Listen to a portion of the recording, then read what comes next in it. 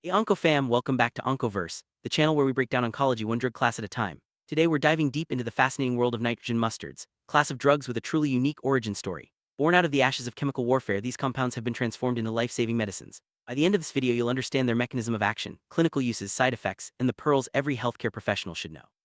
So grab your notes and let's embark on this journey together.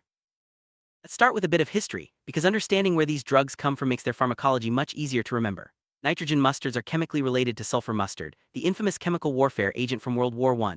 During World War II, researchers noticed that soldiers exposed to mustard compounds developed severe suppression of bone marrow and lymphoid tissue.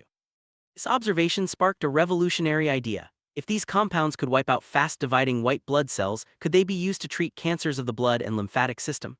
This led to the creation of Mechlorethamine, the first chemotherapy drug ever used clinically in the 1940s, marking the true beginning of modern cancer pharmacology.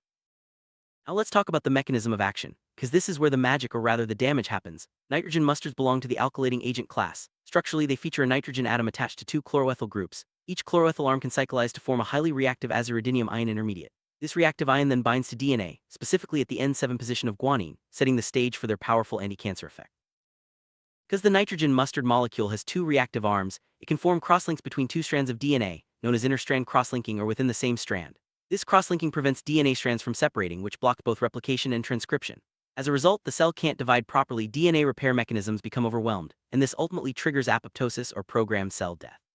Since cancer cells divide much faster than normal cells, they're hit hardest by this DNA damage. That's the rationale behind using DNA-damaging agents as medicine, selective toxicity through rapid cell turnover. A key pharmacology pearl, nitrogen mustards are cell cycle nonspecific agents, meaning they can damage DNA at any phase of the cell cycle.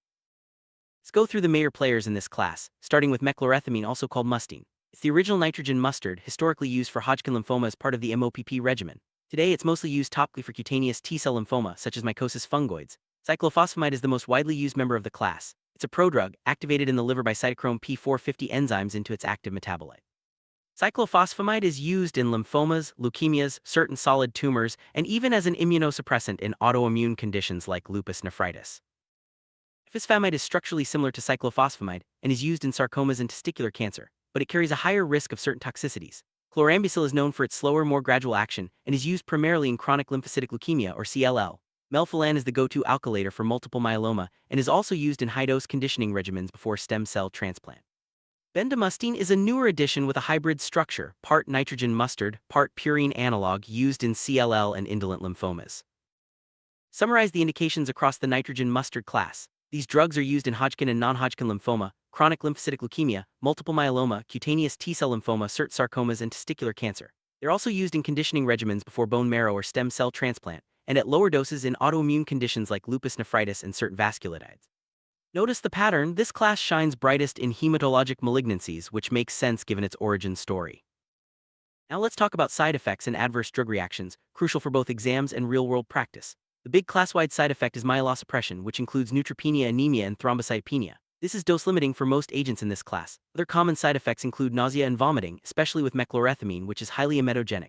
Alopecia and mucositis are also frequently seen. These side effects reflect the drug's impact on rapidly dividing cells, not just cancer cells but also normal tissues.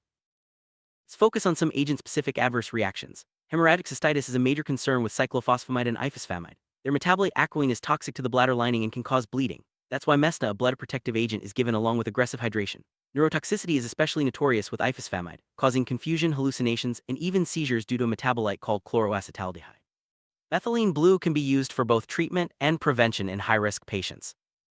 High-dose cyclophosphamide, especially in transplant conditioning regimens, can cause hemorrhagic myocarditis. Because these drugs damage DNA, long-term survivors have an increased risk of treatment-related leukemias, particularly acute myeloid leukemia. Alkylating agents are also notorious for causing both temporary and permanent infertility in both men and women, which is an important counseling point.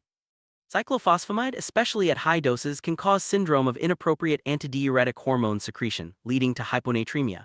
Mechlorethamine is a potent vesicant, meaning if it leaks outside the vein during IV administration, it can cause severe tissue necrosis, so extreme caution is needed. Before we wrap up, let's cover the key monitoring parameters and clinical pearls. Regularly check complete blood count with differential to catch myelosuppression early. Monitor renal and hepatic function, since many of these agents are renally cleared or hepatically activated.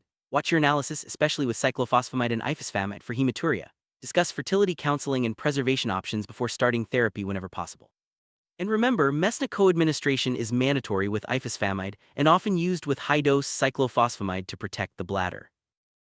That's a wrap on nitrogen mustards, from their chemical warfare origins to their role as a cornerstone of modern chemotherapy. We've covered how they work, where they're used, their side effects, and the clinical pearls you need to remember. Stay tuned for more deep dives into oncology drug classes. Until next time, this is Onco Verse, making oncology make sense. See you in the next one.